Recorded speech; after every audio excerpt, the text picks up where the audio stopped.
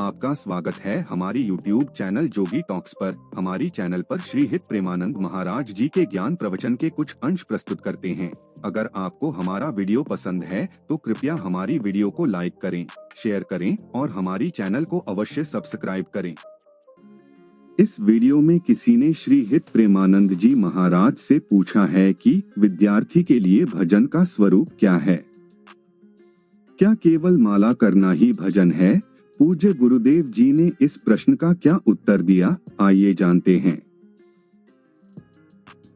सत्संग ध्यान से नहीं सुना होगा, इसलिए आपको ऐसा प्रश्न बन रहा है। पहली बात तो हमें स्वीकार करना है कि हम यहाँ सेवा के लिए आए हुए हैं। मानव जन्म सेवा धर्म के द्वारा ही जो चाहे वो प्राप्त कर सकता है। शुरुआत से हमारे प्रारंभ से हमारा एक परिवार है, हमारा एक गांव है, हमारा एक प्रदेश है, फिर हमारा देश है, फिर विश्व है। जिस स्तर की योग्यता भगवान देते हैं उस स्तर की सेवा का उसके हृदय में प्रकाश होता है। भजन का तात्पर्य भज धातु सेवायाम। भजन का मतलब केवल माला चलाना नहीं। यदि अपने देश की रक्षा में है और कहीं शत्रु पर विजय प्राप्त कर रहा है तो उसे प्रणाम है, उसे नमस्कार है, वो भगवान की सेवा है। आप एक विद्यार्थी हैं, विद्या अध्ययन करके हम देश सेवा के किसी पद पर, किसी अधिकार पर पहुंचे। परिवार की सेवा, ग्राम की सेवा, प्रदेश की सेवा, देश की सेवा, ये भगवान का भजन है। बस ये ध्यान रखना है हम सेवा किसके लिए कर रहे हैं। इसमें चूक हो जाती है, ना अभिमान आ जाता है और जीव का पतन हो जाता है। अगर ये ध्यान रखे कि सर्वलोक महेश्वर भगवान की सेवा हमारी है, हम जिस पद पर, जिस मार्ग में हैं, उस मार्ग में हम कहीं भी त्रुटि और अधर्म नहीं करेंगे, इसी से भगवान प्रसन्न हो जाएंगे। तो यदि आप एक विद्यार्थी हो तो आप भगवान की सेवा के निमित्त जन्म लिए हो, ये ध्यान रखना। बस ये यहाँ चूक हो जाती है। अब जो आपके अंदर विद्या का प्रकाश हो, जो आपके अंदर बल का प्रकाश हो, ये सब भगवान की सेवा पूरी सृष्टि है। जो आपको सेवा विधान किया जाए, ईमानदारी से सेवा विधान करो, वो भजन बन जाएगा। पर स्मरण ये बना रहे कि किसकी सेवा कर रहे हो। अगर ये स्मरण ना रहा तो अहंकार आ जाएगा। अहंकार आ गया तो जैसे बहुत सुंदर भोजन बनाया है और उसमें विष्ठा पड़ जाए तो फिर वो पाने योग्य नहीं रहता।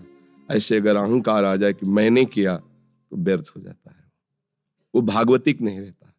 तो इसी तरह हमें समाज सेवा करनी है। हम भी तो समाज सेवा कर रहे हैं। बाबा जी बन करके एकांत में भजन करने के बाद जो अनुभव हुआ समाज को दीजिए। ऐसे जाने नहीं देंगे भगवान। चलो करो, सेवा करो।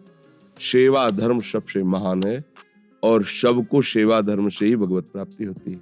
गुरु सेवा, इष्ट सेवा, समाज सेवा, माता पिता की सेवा, किसी की भी, किसी पशु पक्षी की भी सेवा भगवान की सेवा होती है। भज धातु सेवायाम। भजन का सीधा अर्थ है सेवा। हम भी भजन का सीधा अर्थ माला नहीं लेते। माला भी एक अंग है, पर सर्वांग भजन सेवा है। समझ रहे हो आप? इसमें कोई संशय? आप जैसे कहते हैं निरंतर नाम चला, तो उसमें कंफ्यूजन होता है कि देखो, हमारा सबके लिए उपदेश है। जो निवृत्ति मार्ग का पथिक है, जिसने सांसारिक कर्तव्य कर्मों को भगवान के चरणों में अर्पित करके लंगोटी लगा ली और भगवान के, अब वो क्या नहीं करेगा? अगर वो निरंतर भजन नहीं करेगा तो क्या करेगा? फिर छल कपट करेगा, पाखंड करेगा, दंभ करेगा, नाटक करेगा, मरेगा, अपने धर्म से जाएगा, दूसरों को छल कपट में फंसाएगा। निरंतर तेरा कार्य है भजन कर। ये दो मार्ग है ना। अब प्रवृत्ति मार्ग में आप फावड़ा चला रहे हो, बीच बीच में राम कृष्ण हरि का सुमिरन, इससे बड़ा भजन और क्या हो सकता है? गोली टांगे हुए है, बॉर्डर में तैनात है और भगवत स्मरण परायण है कि हमारा देश सुरक्षित रहे। वो महात्मा है, कोई साधारण है। रात दिन जग कर प्राणों की आहुति देने के लिए तैयार है देश के लिए। प्रणाम। ये कोई साधारण बातें हैं? ये सेवा है, ये भी सेवा है। हाँ, जैसे संत महात्मा किसी को कहते नहीं, पर अपने भजन का जो फल है वो जगत को देते रहे। सर्वे भवन्तु सुखिनः, सर्वे सन्तु निरामया, सर्वे भद्राणि पश्यन्तु मा कश्चित् दुःख भाग् भवेत्। जैसे गृहस्थ का बुजुर्ग अपनी सारी संपत्ति अपने परिवार में बांट देता है, ऐसे जो वास्तविक भगवान का भक्त महात्मा है वो अपने सारे भजन को विश्व में बांट देता है। सबका मंगल हो, सबका। तो वो क्या होता है? वो विश्वात्मा भगवान की गोद में बैठ जाता है। क्योंकि इसका भी तो फल होगा। अपने भजन को दूसरों के सुख में लगा दिया तो इससे भगवान प्रसन्न होकर उसे अपने में मिला लिए, अपना निज जन बना लिए। तो अब उपदेश को समझना है कि मेरे लिए क्या उपदेश है। हम विरक्तों को उपदेश देते, एक चींटी भी नहीं मारना है, हमें जूता मारे तो चुपचाप सह लेना है।